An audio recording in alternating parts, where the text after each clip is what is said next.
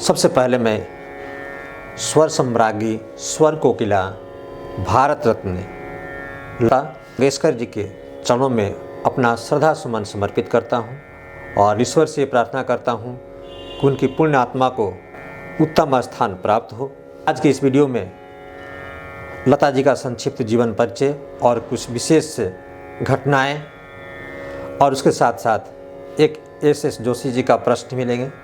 तो सबसे पहले स्वागत है आप सभी का कृष्णा की तरफ से, कृष्णा का पाठशाला में। लता जी का जन्म जो 28 सितंबर 1929 में हुआ।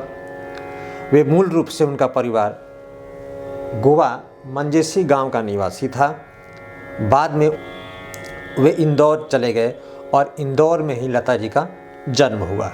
उनके पिता दीनानाथ मंगेशकर और माता जी के बारे में कहा जाता है कि दीनानाथ जी की शादी सबसे पहले नर्मदा से हुई, परंतु उनकी कोई संतान न हुई।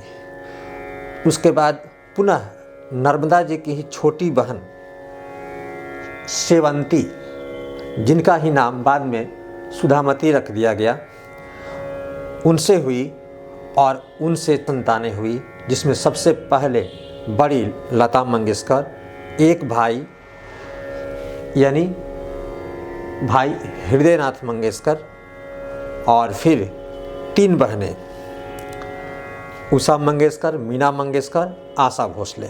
लता जी के गुरु के बारे में कहा जाता है कि लता जी ने अपने पिता से बहुत कुछ सीखा, उसके अलावा नानी से भी सीखा, लोकविधा, लोक गायन, और उसके साथ साथ मास्टर गुलाम हैदर अली का भी योगदान रहा।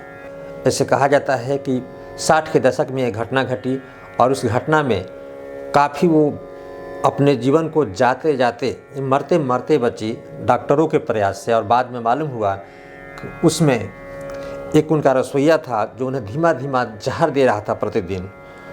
जब तक ये मालूम हुआ तब तक उनका वो जो रसोइया था वो फरार हो गया।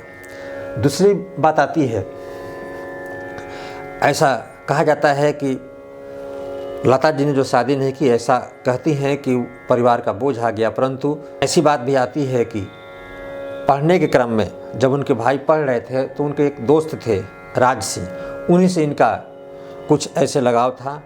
परंतु वो बहुत अमीर घराने के थे, शादी नहीं हो पाई और इन्होंने अपने मन में प्रण किया जीवन भर में शादी नहीं करूँगी। दूसरी बात, पिताजी उनके शास्त्रीय गायन के अलावा एक अच्छे ज्योतिष शास्त्र के ज्ञाता भी थे। तो उन्होंने ये भविष्यवाणी की कि लता, तुम एक दिन विश्व में, पूरे विश्व भर में एक दिन नाम कमाओगी, और परंतु तुम्हारी शादी नहीं होगी और परिवार की सारी जिम्मेदारी तुम पर आएगी और वो सब देखने के लिए मैं नहीं रहूँगा। और ये सत्य भी हुई। और वास्तव में गरीबी, जब वो 1942 ईस्वी में जब लता जी 13 वर्ष की अवस्था में थी तब पिताजी गुजर गए और उस समय पूरे परिवार का बोझ लता जी के सिर पर आया।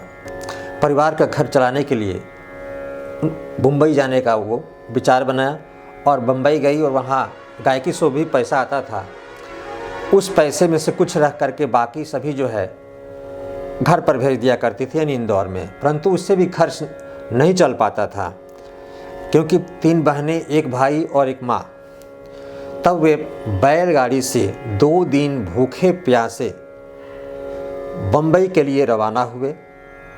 तो 2 दिन भूखे प्यासे रहना, यानी ये सिद्ध करता है, इसे ये मालूम हो जाता है कि लता जी ने और उनका परिवार ने कितना गरीबी झेला है और किस गरीबी के दौर से गुजर करके और उस मुकाम तक पहुंची। लता जी का लगाव गुजरात से ज़्यादा रहा क्योंकि उनका ननिहाल गुजरात के थालनेर गांव में था। उनके नाना हरिदास थे, का गुजरात से ज़्यादा लगाव था। वहाँ ननिहाल में रह करके नानी से उन्होंने लोक गायन विधा सीखी। अब एक प्रश्न है एस जोशी जी का कि विधा और विद्या में क्या अंतर है। तो विधा होता है प्रकार, श्रेणी, वर्ग, ढंग, जबकि विद्या का अर्थ ज्ञान से है। तो विधा साहित्य का एक रूप है, विधा संगीत ज्ञान है, जबकि विधा जो है साहित्य का एक रूप है। और गुण धर्मों को समझने के हेतु हम जो बंटवारा करते हैं, एक श्रेणी रखते हैं, वो विधा कहलाती है। जैसे नाटक विधा, एकांकी विधा, उपन्यास विधा। और विद्या किसी विषय, विद्या यानी ज्ञान, जैसे हम कहते हैं बल बुद्धि विद्या, बल बुद्धि और विद्या।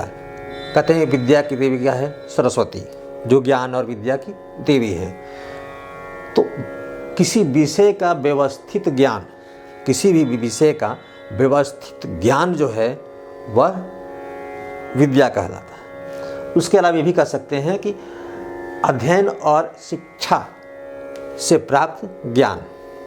यो सीधे अगर बात को समझे तो जैसे संगीत क्या है? एक विद्या है। तो संगीत विद्या है, और संगीत को हम जो वर्ग में बांटते हैं, उनके गुण धर्मों को समझने के लिए उनको वर्ग में बांटते हैं जो। तो संगीत की 3 विधाएं हो गई, जैसे गायन विधा, वादन विधा, नृत्य विधा। तो ये विधा हो गई, और संगीत क्या है? एक विद्या है। तो पुनः एक बार जो है अपनी तरफ से और आप सभी की तरफ से भी लता जी के चरणों में सदा सुमन समर्पित करता हूँ, और ईश्वर से प्रार्थना करता हूँ कि उनके पुण्य आत्मा को ऊंचा स्थान प्राप्त हो। तो ओम शांति शांति शांति।